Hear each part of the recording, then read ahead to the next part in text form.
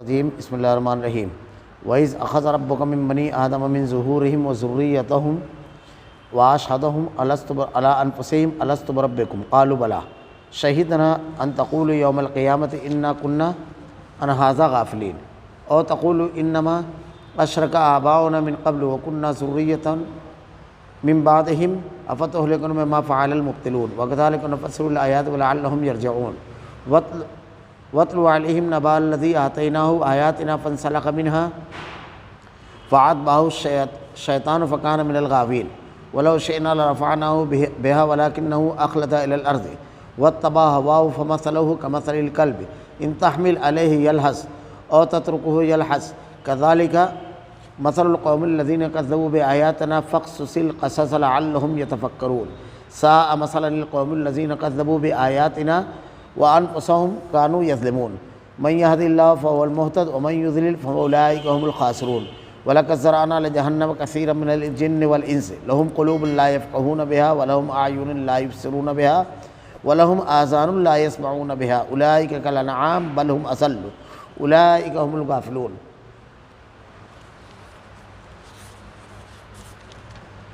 اور آپ کے رب نے بنی آدم کی پشت سے ان کی اولاد کو نکالا، اور جب آپ کے رب نے بنی آدم کی پشت سے ان کی اولاد کو نکالا اور ان سے انہی کے متعلق اقرار لیا کہ کیا میں تمہارا رب نہیں ہوں؟ سب نے جواب دیا کیوں نہیں، ہم سب گواہ ہیں، تاکہ تم لوگ قیامت کے روز یوں نہ کہو کہ ہم تو اس سے بالکل بے خبر تھے، یا یوں کہو کہ شرک کو تو پہلے ہمارے باپ دادا نے کیا، ہم تو ان کے بعد ان کی اولاد تھے، تو کیا ان غلط راہ والوں کے فعل پر تو ہم کو ہلاکت میں ڈال دے گا؟ ہم اس طرح آیات کو صاف صاف بیان کرتے ہیں تاکہ لوگ ہماری طرف لوٹ آئیں، اور ان لوگوں کو اس شخص کا حال پڑھ کر سنائیے جس کو ہم نے اپنی آیتیں دی، پھر وہ ان سے بالکل ہی نکل گیا، پھر شیطان اس کے پیچھے لگ گیا، سو وہ گمراہ لوگوں میں شامل ہو گیا، اور اگر ہم چاہتے تو اس کو ان آیتوں کی بدولت بلند مرتبہ کر دیتے، لیکن وہ تو دنیا کی طرف مائل ہو گیا اور اپنی نفسانی خواہشوں کی پیروی کرنے لگا، سو اس کی حالت کتے کی سی ہو گئی کہ اگر تو اس پر حملہ کرے تب بھی یہاں پہ، یا اس کو چھوڑ دے تب بھی یہاں پہ۔ یہی حالت ان لوگوں کی ہے جنہوں نے ہماری آیتوں کو جھٹلایا، سو آپ ان واقعات کو بیان کر دیجئے تاکہ وہ لوگ کچھ سوچیں۔ ان لوگوں کو مثال بھی بری ہے جنہوں نے ہماری آیات کو جھٹلایا، وہ اپنے آپ پر ہی ظلم کرتے ہیں، جس کو اللہ ہدایت دیتا ہے تو وہی ہدایت یافتہ ہے، اور جس کو وہ گمراہ کر دے تو وہی لوگ خسارہ پانے والے ہیں۔ اور یقیناً ہم نے ایسے بہت سے جن اور انسان دوزخ کے لیے پیدا کیے ہیں، جن کے دل ایسے ہیں جن سے وہ نہیں سمجھتے، جن کی آنکھیں ایسی ہیں جن سے وہ نہیں دیکھتے، جن کے کان ایسے ہیں جن سے وہ نہیں سنتے۔ یہ لوگ چوپاؤں کی طرح ہیں، بلکہ یہ ان سے بھی زیادہ گمراہ، اور یہی لوگ غافل ہیں۔ وَإِذْ أَخَذَ رَبُّكَ مِن بَنِي آدَمَ مِن ظُهُورِهِمْ وَذُرِّيَّتَهُمْ وَأَشْهَدَهُمْ عَلَىٰ أَنفُسِهِمْ أَلَسْتُ بِرَبِّكُمْ قَالُوا بَلَىٰ شَهِدْنَا۔ اور جب آپ کے رب نے بنی آدم کی پشت سے ان کی اولاد کو نکالا اور ان سے انہی کے متعلق اقرار لیا کہ کیا میں تمہارا رب نہیں ہوں؟ سب نے جواب دیا کیوں نہیں، ہم سب گواہ ہیں۔ اللہ نے حضرت آدم علیہ السلام کی پیدائش کے بعد ان کی پشت سے تمام قیامت تک کے جتنے بھی انسان ہیں سب کو نکالا، اور نکالنے کے بعد ان سے یہ عہد جو لیا تو ہر کسی نے اس کے جواب میں کہا تھا ہاں بے شک تو ہمارا رب ہے۔ یہ عہد عالم ارواح میں تمام لوگوں سے لیا گیا۔ حدیث کے الفاظ جو اس سلسلے میں بیان کیے جاتے ہیں کہ اللہ نے میدان عرفات کے قریب ایک وادی جو ہے بالکل سیدھی، اس وادی میں اللہ نے یہ عہد لیا تھا، اور سب نے کہا تھا بلا شہیدنا۔ یہ امام شوکانی وغیرہ نے کہا ہے کہ سب سے زیادہ صحیح اس سلسلے میں یہ بات ہے۔ یہ عہد جو ہم لوگوں سے، تمام لوگوں سے اللہ نے لیا تھا، اس کے اسباب بھی اللہ نے بیان کیے۔ بعض لوگوں نے یہاں پر بڑی عجیب و غریب بحث کی ہے۔ ایک بحث یہ کی ہے لوگوں نے، جیسے کچھ لوگوں نے عجیب و غریب بات لکھی ہے کہ کچھ اللہ کے برگزیدہ بندے ایسے ہیں، معارف القرآن میں صاحب معارف القرآن لکھتے ہیں، معارف القرآن میں، کہ ذُنُّون مصری کہتے ہیں کہ مجھ کو اچھی طرح یاد ہے جب عہد لیا گیا تھا۔ اللہ اکبر۔ کچھ بزرگوں کے بارے میں وہ یہ نقل کرتے ہیں کہ وہ کہتے ہیں کہ یہ عہد جب لیا گیا تھا تو مجھ کو اچھی طرح یاد ہے، میرے آزو اور دائیں بائیں کون تھا یہ بھی یاد ہے،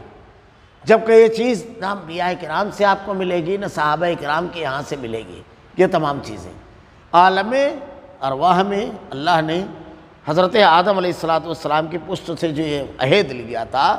یہ عہد کس طرح یاد ہے ہر آدمی کو؟ وہاں پر کھڑے رہنا، وہاں پر یہ اس قسم کی کوئی بھی دلیل، کوئی بھی واقعہ، کوئی بھی چیز کسی صحابی سے بھی ثابت نہیں ہے، نہ ائمہ کرام سے۔ اللہ نے کہا تم سب نے جواب دیا کہ ہم سب گوائیں، اس لیے تاکہ تم لوگ قیامت کے روز یوں نہ کہو تو ہم اس سے بالکل بے خبر تھے۔ آدمی یہ کیوں نہیں کہہ پائے گا کہ اللہ کے رب ہونے سے بالکل بے خبر ہے؟ اللہ کی ربوبیت کہ اللہ رب ہے، اس کی دلیل اللہ نے اتنی زیادہ اتاری ہے کہ اپنے اطراف و جوانب میں ہر چیز کو جب آدمی دیکھتا ہے تو یہ تمام چیزیں اس کی دلیل ہے کہ اس کا کوئی نہ کوئی پیدا کرنے والا، کوئی نہ کوئی خالق اور مالک ہے، کیونکہ دنیا میں کوئی چیز ایسی نہیں ہے جو کسی بنانے والے کے بغیر بن گئی ہو آپ و آپ، کوئی چیز ایسی نہیں ہے۔ آپ ایک معمولی سی چیز اٹھائیں گے، اس کے پیچھے اس کے ایک بنانے والے کے بارے میں آپ یقین مان لیں گے، چاہے آپ نے اس کو دیکھا ہو نہ دیکھا ہو، اس سے کوئی غرض نہیں۔ آدمی ایک چیز دیکھتا ہے بس اس کو مان لیتا ہے۔ اس سلسلے میں کئی دلیلیں ملتی ہیں جو سلف نے نقل کی ہے ربوبیت کی دلیلوں میں سے، کہ حضرت امام احمد بن حنبل رحمہ اللہ کہتے ہیں ربوبیت کی دلیل کہ ایک محل ہے، سفید محل، جس میں نہ کوئی کھڑکی نہ کوئی دروازہ نہ ہوا کا کوئی گزر،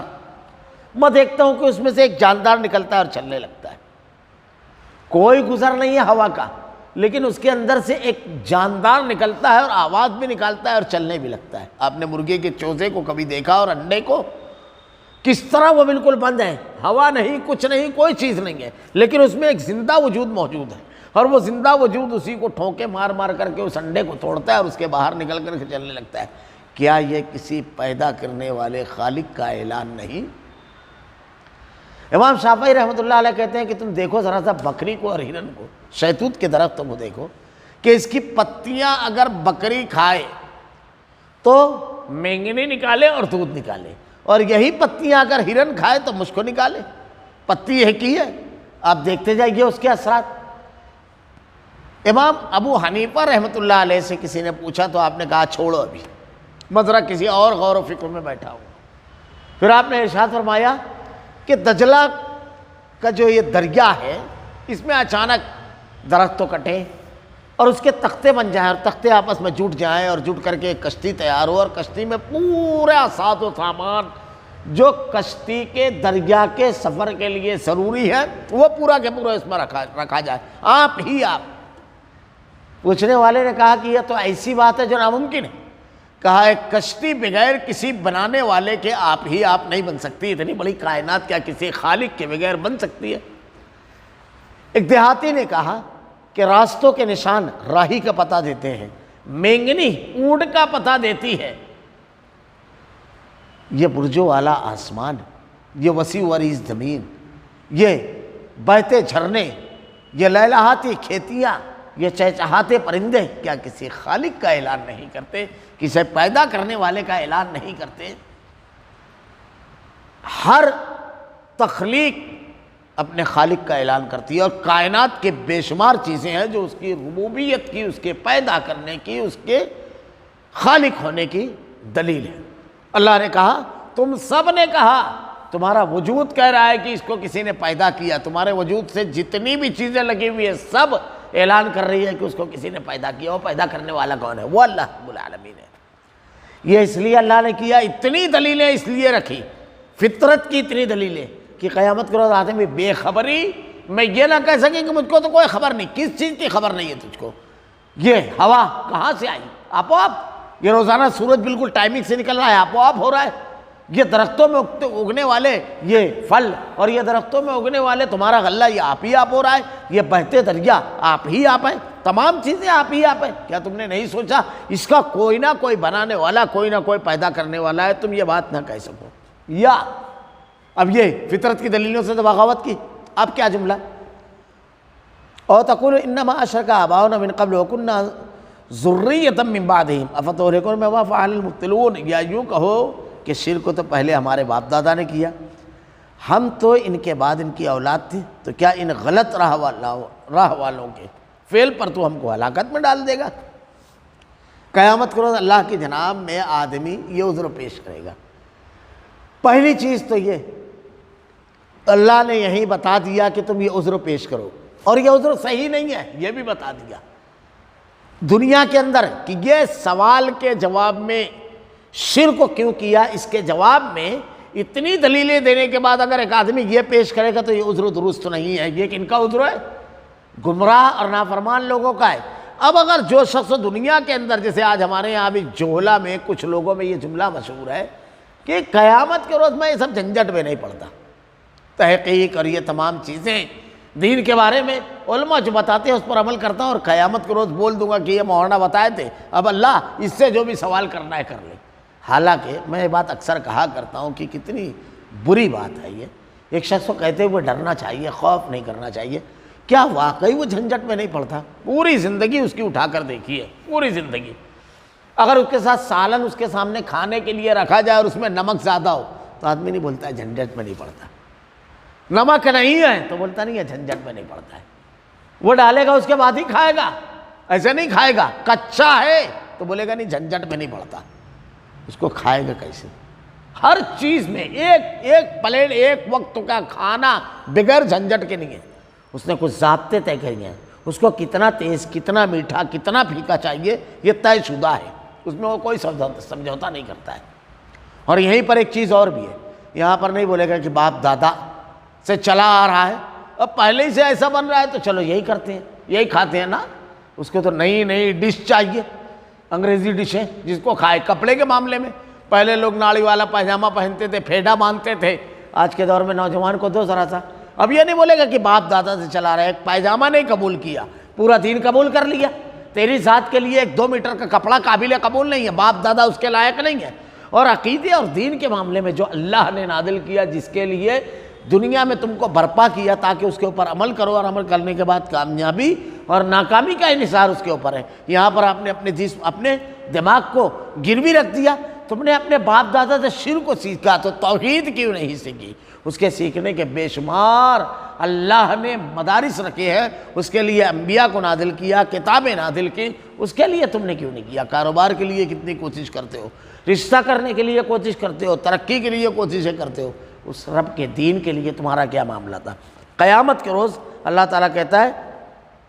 ہم اس طرح آیات کو صاف وَكَذَلِكَ نُفَصِّلُ الْآيَاتِ وَلَعَلَّهُمْ یرجعون، ہم اس طرح آیات کو صاف بیان کرتے ہیں تاکہ لوگ ہماری طرف لوٹ آئیں۔ یہ دنیا ہی میں بتا دیا گیا ہے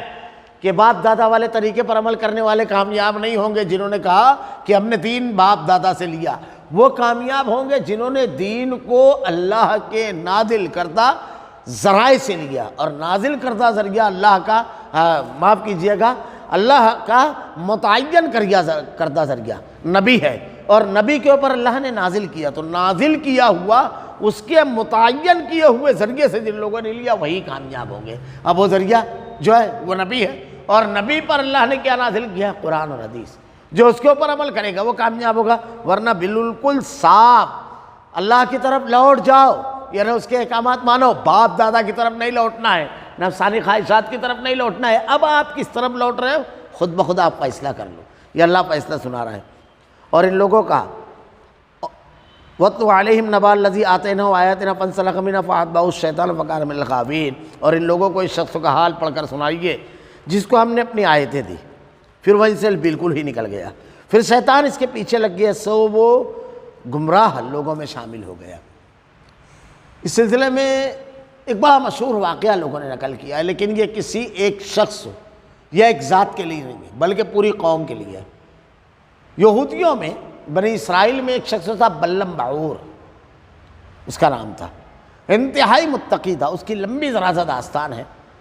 لیکن پھر اس کے بعد ایک لمبا واقعہ ہے کہ 2 بھائی تھے، وہ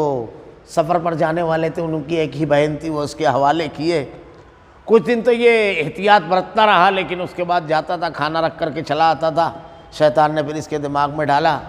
پھر وہ سب باتیں ہوئی کہ وہ بات کرنے لگا، رابطہ ہوا، اس کے بعد تعلقات قائم ہوئے، پھر بچے کی ولادت ہوئی، اس کو قتل کر کے دفن، وہ لمبی تفصیل ہے۔ تو اس طرح وہ انتہائی نیک متقی اللہ کا برگزیدہ بندہ، عبادت گزار بندہ، گناہ میں ایسا ملوث ہوا کہ اس نے اللہ کی نافرمانی، زنا بھی کیا، قتل بھی کیا، جھوٹ بھی بولا، اور ساری چیزیں اس کی کھل گئی۔ تو اس کا واقعہ بیان کرتے ہیں، لیکن یہ کسی ایک پرٹیکولر واقعے کے ضمن میں نہیں ہے، بلکہ ہر وہ شخص ہو جس کے سامنے اللہ کا کلام، اللہ کی ہدایت، اللہ کا پیغام آ جائے، علم آ جائے، اور علم آ جانے کے باوجود وہ اگر اللہ تعالیٰ نے ارشاد فرمایا جس کو ہم نے اپنی آیتیں دی، اب آیتیں ملنے کے بعد وہ ان سے بالکل نکل گیا اور شیطان اس کے پیچھے لگ گیا، ان آیتوں کو اس نے چھوڑ دیا، اپنی نفسانی خواہشات، اپنے ضرورتوں کو پورا کرنے کے لیے بالائے طاق رکھ دیا، تو کیا ہوا وہاں جانتے ہو؟ وہ یہ سمجھ رہا ہے کہ بس اتنا کر لے رہا ہوں، شیطان اس کے اوپر مسلط ہو گیا، وہ شیطان کے حوالے ہو گیا۔ رحمان کی آیتوں پر جب عمل کر رہا تھا تو رحمان کے حوالے تھا، اب جب ان آیتوں کو اس نے چھوڑ دیا تو شیطان اس کے اوپر مسلط ہو گیا، سو وہ گمراہ لوگوں میں شامل ہو گیا۔ جس نے بھی کسی معاملے میں اللہ کے حکم کو چھوڑا، اس کو یہ فیصلہ سن لینا چاہیے۔ بہت سارے معاملات انسانی زندگی میں ہوتے ہیں، عقیدے کا معاملہ ہوتا ہے، بچہ بیمار ہے، بدعقیدگی کر لی، جھاڑ پھونک والوں کے پاس گئے، تعویذ گنڈا لے کر کے آئے، اس کو لٹکا دیا۔ اللہ کے نبی نے ارشاد فرمایا من علق تمیمۃ فقد اشرک، جس نے تمیمہ لٹکایا اس نے شرک کیا۔ اللہ کے نبی نے ارشاد فرمایا جو چیز آدمی لٹکائے گا اللہ اسی کے حوالے کر دے گا۔ اب یہ بچے کی معمولی سی بیماری، اللہ کی آیتیں ہمارے سامنے ہے کہ شفا دینے والی ذات اللہ کی ہے، اس کو چھوڑ کر کے ہم نے دھوکے، دھارے، یہ تمام چیز جس کو اللہ کے نبی نے وضاحت کے ساتھ منع فرمایا، اس کو شفا دینے والا مان لیا، اس کے حوالے کر دیا، اللہ کی آیت سے نکل گئے، اللہ کا فیصلہ ہے گمراہ لوگوں میں ہو گئے۔ نبی کے طریقے کو چھوڑ کر کسی اور کے بتائے ہوئے طریقے پر عبادت اور دین پر عمل کرنے لگے۔ کتنی اہم چیز ہے یہ، اتنی اہم چیز ہے کہ نبی کے طریقے، نبی کے بتائے ہوئے ضابطے کے مطابق کرنا، اب اس کی بہت ساری تفصیلات ہیں، یعنی جو عمل جتنا جیسا بتا دیا گیا اتنا کرنا۔ ایک عمل اللہ کے رسول نے بتایا ایک وقت ہو، ہم اس کو کسی اور وقت ہو، جیسے فجر کی نماز اللہ کے رسول نے 2 رکعت باجماعت بتائی ہے اور 2 رکعت سنت۔ اب آدمی یہ سوچے کہ صبح کا وقت ہے، کوئی مصروفیت نہیں ہے، کچھ نہیں ہے، تو چلیے ظہر کی نماز اس وقت پوری پڑھ لیتے ہیں، فجر کی اتنی ٹائم پڑھ لیں گے، وہ کم رہے گی، بیچ کا ٹائمنگ ہے تھوڑا سا شارٹ ٹائمنگ رہے گا، کچھ مصروفیت زیادہ رہے گی، تو اس کے مقام سے بدل کر کے وہی عبادت اگر کرے گا تو کیا قبول ہوگی؟ کسی بھی آدمی سے سوال کیجیے، آدمی اپنے آپ سے سوال کرے، یہ تو متعین عبادت ہے۔ اب جو عبادت متعین نہیں ہے، جس کو اللہ کے نبی نے بتایا نہیں، وہ اگر کرے، متعین عبادت اگر صرف وقت تو اگر آپ نے بدل دیا، روزہ ہے، آدمی دن میں بہت زیادہ گرمی پڑ رہی ہے، چلو 12 گھنٹہ ہی رکھنا ہے نا، تو مغرب سے لے کر کے فجر تک اگر کوئی شخص رکھنا چاہے تو کیا ہے؟ بتا دیا گیا صبح صادق سے لے کر غروب آفتاب تک، بس یہ ضروری ہے، اب یہ نہیں چلے گا کہ آپ اس وقت کو تبدیل کر لو، وہی عبادت اسی وقت پر کریں گے تو اللہ تعالیٰ قبول کرے گا۔ اب ایک آدمی یہ سب تو چیز متعین عبادت، یہ تمام چیزیں ہونے کے بعد وہ یہ کرتا ہے کہ ایک نئی عبادت متعین کرتا ہے۔ آپ متعین عبادت کو دوسری جگہ متعین کریں گے تو مقبول نہیں ہے، نئی متعین کریں گے تو کیسے مقبول ہوگی؟ تو دین کے معاملے میں وہ بھی شخص جو بدعات میں پڑا وہ دین سے نکل گیا۔ اور اس کی تو وہ بڑی مشہور حدیث ہے صحیح بخاری کی کہ 3 لوگوں میں سے ایک نے کہا کہ میں زندگی بھر روزہ رکھوں گا، ایک نے کہا کہ میں رات کو کبھی سوؤں گا نہیں، ایک نے کہا کہ میں شادی نہیں۔ اللہ کے رسول نے کیا ارشاد فرمایا؟ یہ ساری کی ساری عبادتیں تھیں، لیکن اللہ کے نبی صلی اللہ علیہ وسلم نے ارشاد فرمایا میری سنت سے جو اعراض کرے تو وہ دین سے، وہ آدمی، اللہ کے رسول نے اس کو اطاعت نہیں کہا، عبادت کو، عبادت کے لیے ضروری ہے کہ اطاعت ہو، بڑی مشہور حدیث ہے۔ اللہ کے رسول نے ارشاد فرمایا کہ ہر شخص وہ جنت میں جائے گا مگر وہ جس نے نافرمانی کی۔ اللہ کے رسول سے صحابہ نے پوچھا تو کہا کون جنت میں نہیں جائے گا سوائے اس کے؟ تو اللہ کے رسول نے کہا جس نے اطاعت کی وہ جنت میں جائے گا اور جس نے نافرمانی کی وہ جہنم میں جائے گا۔ اب یہاں یہ بات یاد رکھنے والی ہے، ایمان کے لیے محبت رسول شرط ہے، حتی اکون احب الیہ من والدہ واولدہ والناس اجمعین، مومن ہونے کے لیے محبت رسول شرط ہے، اور دخول جنت کے لیے اطاعت رسول اس کے ساتھ شرط ہے، یعنی اللہ کے رسول سے آپ کو بہت زیادہ محبت ہے، آپ دعوے تو بہت کر رہے ہیں، دخول جنت کے لیے من اطاعنی اللہ کے رسول نے کہا، یہ سلف نے لکھا ہے، علماء بیان کرتے ہیں علماء اس نقطے کو، تو اس کے لیے اطاعت شرط ہے، اطاعت رسول، اللہ کے رسول کی اطاعت کے مطابق۔ اگر اس نے اطاعت نہیں کی، نکل گیا وہ نافرمانی کی، اطاعت کا لفظ اور اتباع کا لفظ میں نے اس سے پہلے بھی بتایا ہے، یہ دونوں قرآن میں آیا ہے، لیکن اطاعت کا لفظ اللہ اور اس کے رسول دونوں کے ساتھ ہے، لیکن اتباع کا لفظ صرف رسول کے ساتھ ہے، اور اس کے معنی میں ہوتا ہے نقالی کا معنی پایا جاتا ہے، یعنی ہو بہو نقل کرنا، اس میں اپنی مرضی کچھ بھی نہیں چلے گی۔ تو وہ گمراہ لوگوں میں شامل ہو گیا، اب فتوے کی ضرورت نہیں ہے، اللہ تعالیٰ نے گمراہ افراد کے کردار کو پیش کر کے یہ بتا دیا یہ کردار کا آدمی گمراہ ہے، آیتوں کو چھوڑنے والا، حدیثوں کو چھوڑنے والا، واللہ کے نبی کی اس مشہور حدیث کو یاد رکھے آدمی بدعت کرتے ہوئے، یہ اللہ نے کہا نا ہم نے اپنی آیتیں آتیناہو آیاتنا، ہم نے اپنی آیتیں دی، پھر وہ ان سے بالکل نکل گیا، اللہ کے رسول کی بڑی مشہور ہے، من اعتصم بامرنا ھذا ما لیس منہ فہو رد، اس دین میں ہر وہ چیز جس پر ہمارا حکم موجود نہیں وہ باطل اور مردود ہے، اب اس میں حکم نہیں موجود ہے، تو اللہ کے نبی نے کہا جو کر رہا ہے وہ کیا ہے، وہ عمل عبادت نیکی نہیں، مردود، باطل اور مردود، یہ نکل جانا ہے، اللہ کے رسول نے واضح طور پر ارشاد فرمایا۔ اور پھر دوسری چیز کل بدعت ضلالہ کل ضلالۃ فی النار، ہر دین میں ہر نئی چیز بدعت ہے، ہر بدعت گمراہی ہے اور ہر گمراہی کا ٹھکانہ جہنم ہے، اللہ نے اسی کو یہاں بیان فرمایا، سو وہ گمراہ لوگوں میں شامل ہو گیا۔ اور اگر ہم چاہتے تو اس کو ان آیتوں کی بدولت بلند مرتبہ کر دیتے، لیکن وہ تو دنیا کی طرف مائل ہو گیا۔ بلند مرتبہ کون ہے؟ جو اللہ کے احکامات کی طرف رجوع کرنے والا ہے، اور جو دنیا کی طرف مائل ہو جائے تو اللہ نے کیا کہا، اپنی نفسانی خواہش کی پیروی کرنے لگا، سو اس کی حالت کتے کی سی ہو گئی۔ اللہ نے مثال بیان کی، کتنی بدترین مثال ہے، اگر تو اس پر حملہ کرے تب بھی ہاں پہ، یا اس کو چھوڑ دے تب بھی ہاں پہ، یہی حالت ان لوگوں کی ہے جنہوں نے ہماری آیتوں کو جھٹلایا، سو آپ ان واقعات کو بیان کر دیجئے تاکہ لوگ کچھ سوچیں۔ ان لوگوں کی مثال بھی بری ہے جنہوں نے ہماری آیات کو جھٹلایا اور اپنے آپ پر ہی ظلم کرتے ہیں۔ کتے کی مثال جو دی گئی ہے، آپ کتے کے اوپر کبھی غور کیجیے، کئی چیزیں یہاں تو اللہ نے بیان کر دی، ایک جیسی کیفیت رہتی ہے اس کی، دوڑے بھاگے مارو چمکارو، لیکن وہ بس زبان نکال کر کے ہانپتا رہتا ہے، اور اگر وہ چلے گا تو آپ دیکھیے آنکھ کا استعمال نہیں کرتا ہے وہ چلنے میں، یعنی دیکھتا تو ہے مگر وہ سونگتا رہتا ہے زمین میں، اور ہر غلیظ ناپاک تمام چیزوں پہ منہ مارتا رہتا ہے، کیا اس کو فائدے کی چیز مل جائے، نیچے دیکھ کر کے دائیں بائیں آگے پیچھے کی اس کی پرواہ نہیں ہوتی ہے کتے کی، بس اس کو اپنے کھانے کے لیے کچھ چاہیے۔ پالتو کتوں کو بھی جب پارکوں وغیرہ میں لوگ لے کر جاتے ہیں تو وہ بھی سونگتا رہتا ہے کہ کچھ کھانے کی چیزیں مل جائیں، جبکہ اس کو ٹیم و ٹیم کھانا دیا جاتا ہے، لیکن اس کے باوجود یہ عادت نہیں جاتی ہے۔ یہی آدمی کی مثال ہے کہ دنیا کے اندر وہ سونگتا رہتا ہے، کون سی چیز اس کی خواہش کے مطابق ہے بس اس کے اوپر لپک جاتا ہے، اس کو اس کا شعور اور ادراک ہی نہیں رہتا ہے، شریعت دین تمام چیزوں کو پامال کر دیتا ہے، سر جھکائے گا اور اپنی نفسانی خواہشات کے پیچھے اپنی ضرورت کے پیچھے لگ جائے گا، اب وہ کمانے میں حرام حلال کی تمیز چھوڑ دے گا، اب خواہشات کو پورا کرنے میں حلال حرام کی اللہ کے احکامات کی تمیز چھوڑ دے گا، یہ بالکل کتے کی مثال کی طرح ہو جاتا ہے وہ، اور بھرا پورا بہت مال رہے گا تب بھی اس کا معاملہ ایسے ہی رہے گا، کنگال رہے گا تب بھی ایسے ہی رہے گا، ضرورت پایہ تکمیل تک پہنچے جب بھی اس کو حاصل کرنے کی کوشش رہے گی، جب بھی یعنی کسی ضرورت کو پانے کے لیے بھی وہ حرام کا طریقہ اختیار کرے گا اور اس کو پانے کے بعد بھی حرام خوری میں ملوث رہے گا، اس کی مثال بالکل اسی طرح رہے گی۔ من یہد اللہ فہو المہتد ومن یضلل فاولئک هم الخاسرون، جس کو اللہ چاہتا ہے ہدایت دیتا ہے وہی، جس کو اللہ ہدایت دیتا ہے وہی ہدایت یافتہ ہوتا ہے۔ اب اللہ رب العالمین نے بالکل واضح کر دیا، اور جس کو وہ گمراہ کر دے وہی لوگ خسارہ پانے والے ہیں۔ ہدایت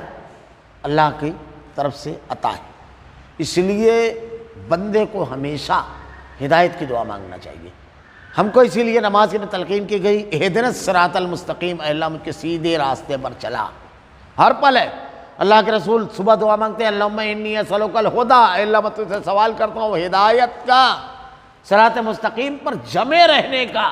اللہ کی طرف سے یہ ہدایت، اور اس کو حاصل کرنے کے ذرائع بھی اللہ نے بتا دیے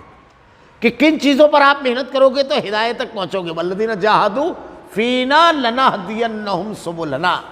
اور ہدایت میں رکاوٹ، ضلالت اور گمراہی کی طرف لے جانے والی کیا کیا چیزیں ہیں، نفسانی خواہشات، شیطان کی پیروی، اللہ کی احکامات اور آیتوں پر عمل نہ کرنا، یہ تمام چیزیں ضلالت کی طرف لے جانے والی ہے، بالکل واضح کر دیا۔ وَلَقَدْ ذَرَأْنَا لِجَهَنَّمَ كَثِيرًا، وہی لوگ جو گمراہ ہیں وہی لوگ خسارہ پانے والے ہیں۔ اور وَلَقَدْ ذَرَأْنَا لِجَهَنَّمَ كَثِيرًا مِنَ الْجِنِّ وَالْإِنسِ لَهُمْ قُلُوبٌ لَا يَفْقَهُونَ بِهَا وَلَهُمْ أَعْيُنٌ لَا يُبْصِرُونَ بِهَا وَلَهُمْ آذَانٌ لَا يَسْمَعُونَ بِهَا أُولَٰئِكَ كَالْأَنْعَامِ بَلْ هُمْ أَضَلُّ، یقیناً ہم نے ایسے بہت سے جن اور انسان دوزخ کے لیے پیدا کیے ہیں۔ کون سے جن اور انسان دوزخ کے لیے جو پیدا کیا گیا وہ کون ہے؟ جن کے دل ایسے ہیں جن سے وہ نہیں سمجھتے، جن کی آنکھیں ایسے ہیں جن سے وہ نہیں دیکھتے، جن کے کان ایسے ہیں جن سے وہ نہیں سنتے۔ اس کا استعمال آنکھ، کان، دل، اس کا استعمال دین کے لیے، ہدایت کے لیے، اللہ کے احکامات پر عمل کرنے، اسے جاننے، اس کی تحقیق کرنے کے لیے کبھی نہیں کیا۔ آنکھ ہے مگر دیکھتے نہیں ہیں۔ اہم چیز، بالکل اہم چیز ہے، سب سے اہم چیز ہے دین، اس کی کبھی ضرورت نہیں پڑی اس کو، ساری چیزیں دیکھ رہا ہے مگر اس کو نہیں دیکھ رہا ہے۔ اللہ نے بہت پیاری مثال دی ہے، یہ تمام چیزوں کا استعمال نہیں کرنے والوں کی مثال کیسی ہے؟ جن کی آنکھیں ایسی ہیں جن سے وہ نہیں دیکھتے، جن کے کان ایسے ہیں جن سے وہ نہیں سنتے، یہ لوگ چوپائے کی طرح ہیں، جانوروں کی طرح ہیں۔ اب دیکھیے آگے مثال، بلکہ یہ ان سے بھی زیادہ گمراہ، جانور سے بھی زیادہ گمراہ کیسے ہو جاتا ہے؟ جانور ان تمام چیزوں کا استعمال کر کے صحیح غلط کی تمیز اور یہ تمام چیزیں نہیں کر پاتا، کیونکہ عقل و شعور نہیں دیا گیا، یہ تمام چیزیں ہیں اس کے پاس، عقل و شعور نہیں ہے، اور اس کا تعلق جب تک عقل و شعور سے نہیں ہوگا یہ کوئی فائدے کی چیز نہیں رہے گی۔ دوسری چیز، جانور سے بدتر کیسے؟ آپ نے کسی جانور کو دیکھا، کوئی جھاڑ کو، کوئی درخت کو، کسی پہاڑ کی پوجا کرتے ہوئے کسی جانور کو آج تک دیکھا؟ اپنے جیسے جانوروں کی پوجا کرتے ہوئے ان لوگوں کو کبھی دیکھا؟ کبھی کوئی جانور یہ نہیں کرتا ہے۔ لیکن یہ جہالت کون کرتا ہے؟ وہ انسان جو جانور سے بھی زیادہ بدتر ہے، کہ مخلوق کی عبادت اور پوجا کرتا ہے۔ کوئی جانور آپ کو ایسا نہیں ملے گا، شیروں کا کوئی جھنڈ آپ ایسا نہیں بتا سکتے جس میں ایک شیر کی پوجا کرتے ہیں وہ لوگ۔ بیلوں کے، گایوں کے کسی بھی جھنڈ کو آپ نہیں بتا سکتے کہ وہ اپنی جیسی مخلوق، اپنی نسلوں کے لوگوں کی پوجا اور عبادت کرے۔ لیکن یہ دیکھیے جانور سے بدتر لوگ ہیں۔ اور آگے بڑھیے، جانوروں کو اور غور کیجئے، ایک انداز اور ہے غور کرنے کا۔ یہ صرف وہ اللہ کی عبادت اور پوجا کرتے ہیں، اور اس میں بہت ساری چیزیں ایسی ہیں جو کتاب ہدایت کو چھوڑنے والے جانوروں سے زیادہ بدتر ہیں۔ کس طرح؟ جانوروں کی جو خوراک اللہ نے متعین کر دی ہے اس کے باہر کبھی نہیں جاتا ہے، اس لیے جو گوشت خور ہے وہ سبزی نہیں کھاتے ہیں، جو سبزی خور ہے وہ گوشت کبھی نہیں کھاتے ہیں۔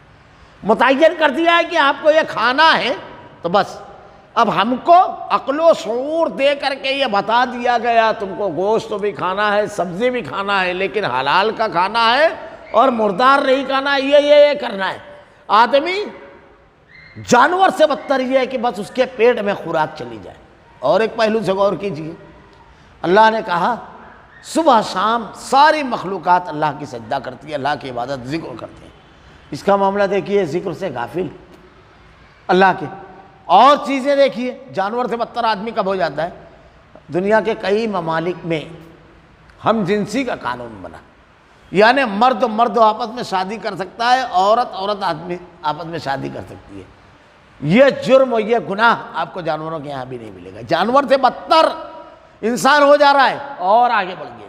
ایک ایک پہلو سے غور کرتے جائیے، کیسے ہدایت چھوڑنے پر آدمی جانور سے بدتر بن جاتا ہے۔ ابھی پچھلے دنوں ایک شور اٹھا تھا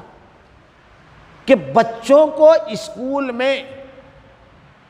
جنسی تعلیم مت دی جائے، مرد و عورت کیسے رابطہ، کس عمر کے؟ 6ویں 7ویں نابالغ بچوں کو۔ کتنی عجیب حماقت اور جہالت ہے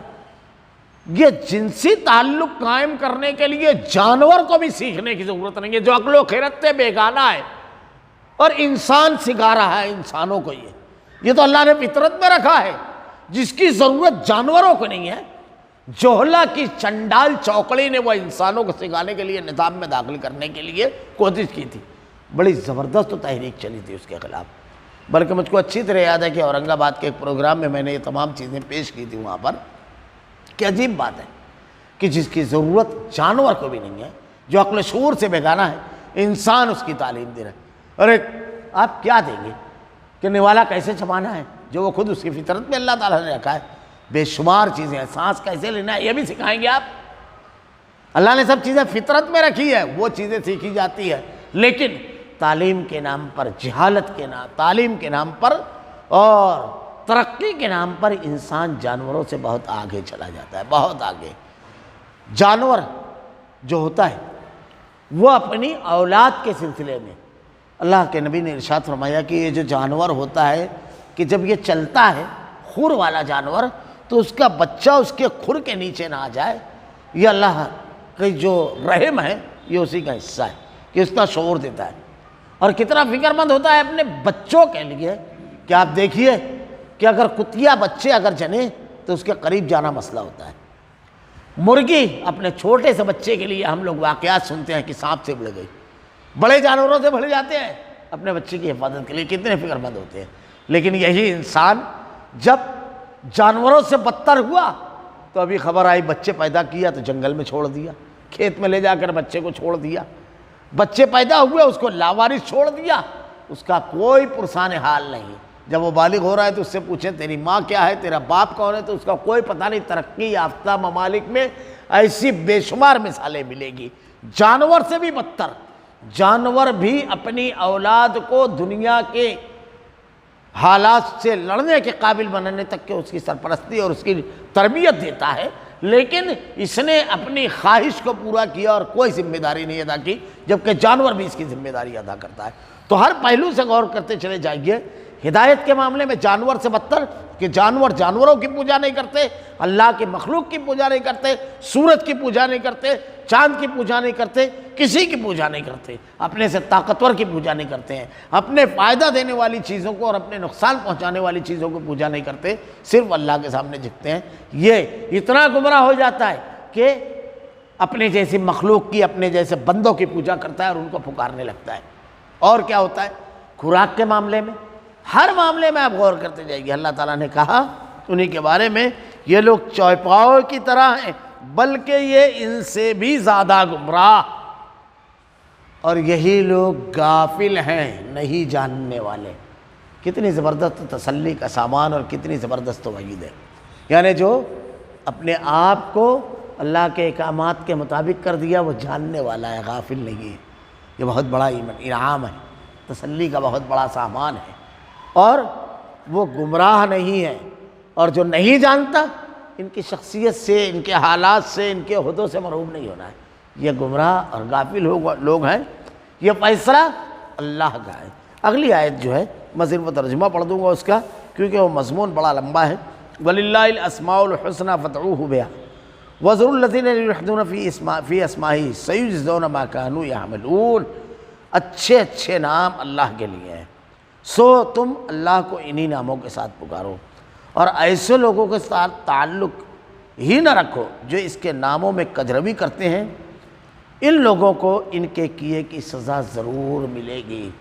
یہ کتنا بڑا جرم ہے اللہ نے آیت کے آخری ٹکڑے میں کہہ دیا۔ انشاءاللہ اس کی تفصیل آئندہ ہفتہ بیان کریں گے۔ اللہ سے دعا ہے کہ اللہ ایسا بدخصلت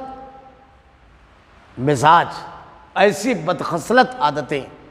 اللہ جو گمراہی اور ضلالت والی ہے ان سے حفاظت فرما ہماری۔ اللہ تیری آیتوں پر عمل کرنے کی توفیق دے، کامیاب انسان بننے کا اللہ تو نے جو ضابطہ بیان کیا اس ضابطے کو اپنی زندگی میں نافذ کرنے کی توفیق دے۔ تیرے کلام کی آیتیں، تیرے نبی کی حدیث کو ہمارا کردار و عمل بنا دے، ہمارا خاتمہ ایمان پر فرما۔ ربنا لا تزغ قلوبنا بعد إذ هديتنا وهب لنا من لدنك رحمة إنك أنت الوهاب۔ سبحانك اللهم وبحمدك أشهد أن لا إله إلا أنت أستغفرك وأتوب إليك۔